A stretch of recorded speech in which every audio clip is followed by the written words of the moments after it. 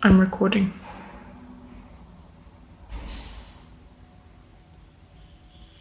Traces make things interesting.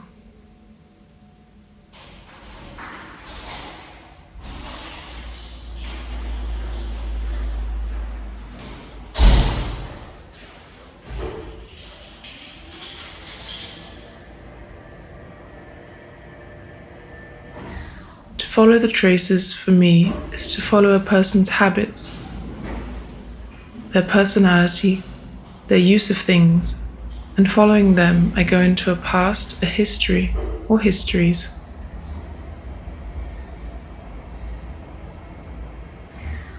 Buildings keep something enclosed. Do we care for the inside?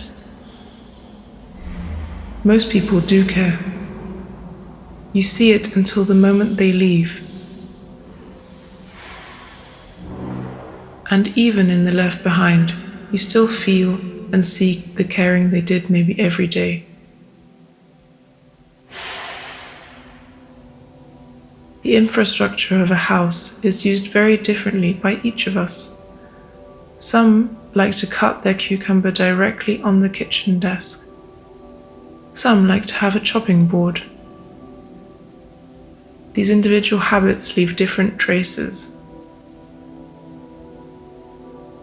Often when I know whose traces I see and what caused it, I can't feel disgusted, unless the traces remind me of something disgusting in itself.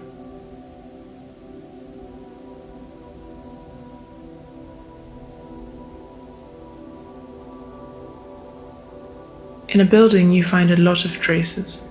There are scratches, there are dents, some are leveled out but some remain. Often there are different surfaces layered on top of each other.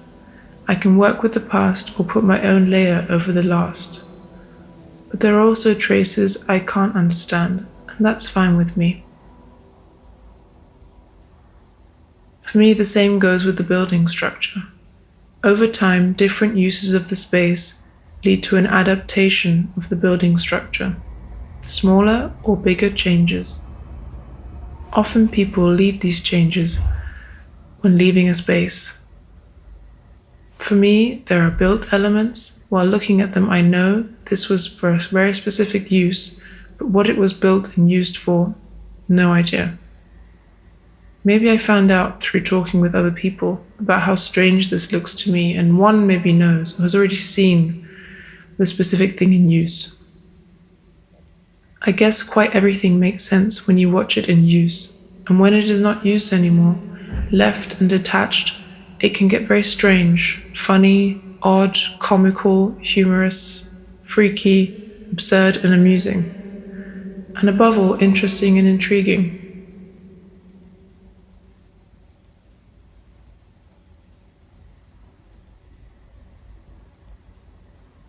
I like to play with this thought.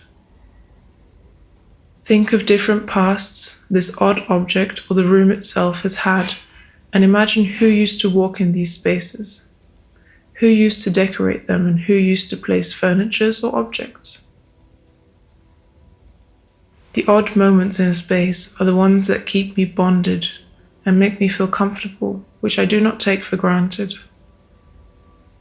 Isn't it tempting to be in a space that already was in use and has a past? Isn't it tempting to work with materials and objects that already were in use and have a past? To be honest, often it is quite a release for me if there is already a scratch. Maybe this would be a relieving thing for everybody. I feel the same for a room that has already been built. I like to add on and not be the first one constructing. Too much pressure.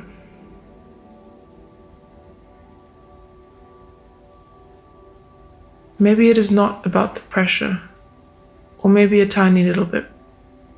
It is more about things being adaptable and being challenged in achieving a reuse.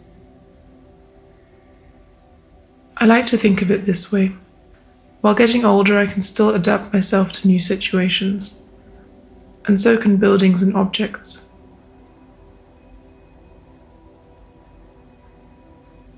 To care often gives me the feeling of being too much. It can already be the case when I communicate or show that I care about a person. But to care for the substance of a building or the future of a used building element, for most people this is too much. They demand explanations and give me the feeling of exaggerating. This leaves me sad, because I like to care. Imagine materials having feelings. Every cut in wood feels like a scratch. Every hole feels like a mosquito bite. Every wrecking ball a punch. The demolition grappled a knife cutting away parts of my body. To be built out and reinstalled in a new place is like getting to know a new person. To be reused is like being valued. To be polished, like being stroked. To be restored is being loved. Wenn eine Schraube im Holz richtig zieht, denke ich, jetzt sind sie zusammen und halten sich gegenseitig für immer.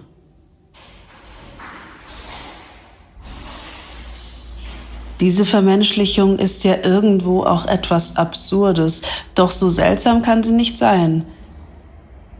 Immerhin sind wir Menschen diejenigen, die die Bauten errichten, die Einzelteile herstellen, als auch zusammenfügen.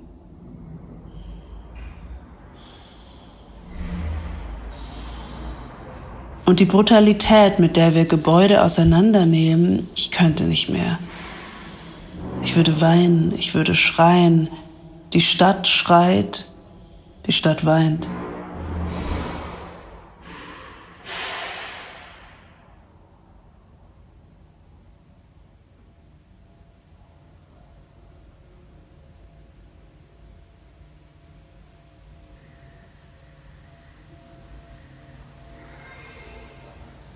Jedes Loch, das wir bohren, ein Mückenstich. Jeder Schnitt, den wir machen, ein Kratzer.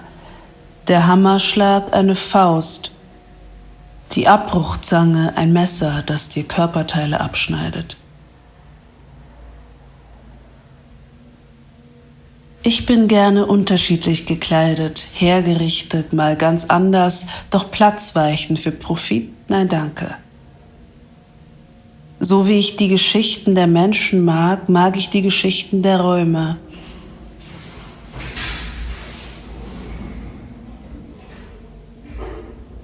Ein Raum kennenzulernen braucht Zeit. Die Uni hat sich mir zu gewissen Teilen erschlossen, doch wo genau dieses Grundwasser immer wieder in die Räume kommt, ich verstehe es noch nicht ganz. Vielleicht mit mehr gemeinsamer Zeit. Aber die Geschichte hilft und die Geschichte beruhigt. Beim letzten Versuch, dem Wasser in den Uniräumen auf den Grund zu gehen, bin ich auf einen älteren Menschen gestoßen, der im Haus nebenan lebt. Er hat mir vom Stein erzählt, vom schwitzenden Stein. Denn wenn wir in der Uni sind, bewegen wir uns auf einem Stein, anscheinend gigantisch. Im Sommer schwitzt dieser und sein Schweiß muss irgendwo hin.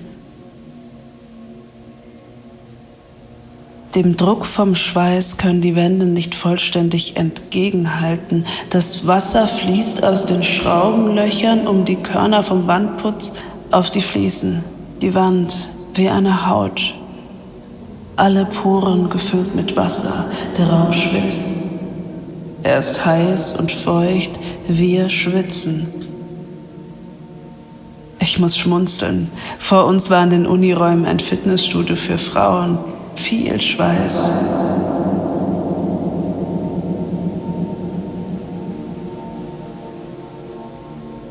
Für mich werden Räume fassbarer durch die Menschen, die sich darin bewegt haben und sie sich angeeignet oder erbaut haben.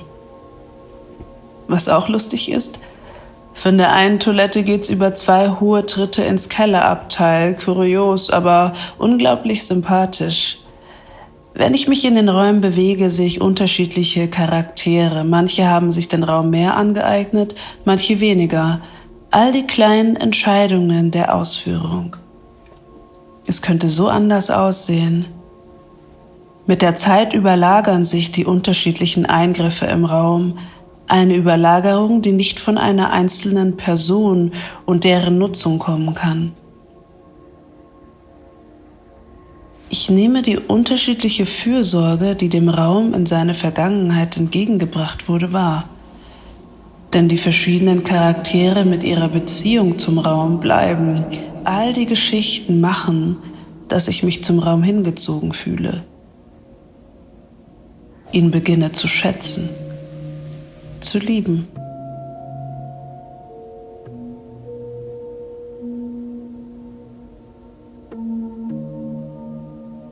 Der Raum gibt mir Halt.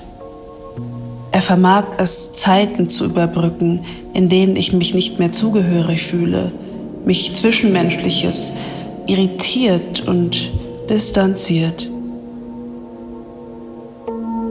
Der Raum hält mich und erinnert mich an Momente, an denen ich festhalten möchte. Momente, die mir Energie geben und Freude. Zu sehen, wie sich meine FreundInnen verändern, erfreut, beschäftigt und bewegt mich ähnlich, wie wenn sich die Räume, in denen ich mich bewege, die mich umgeben, verändern.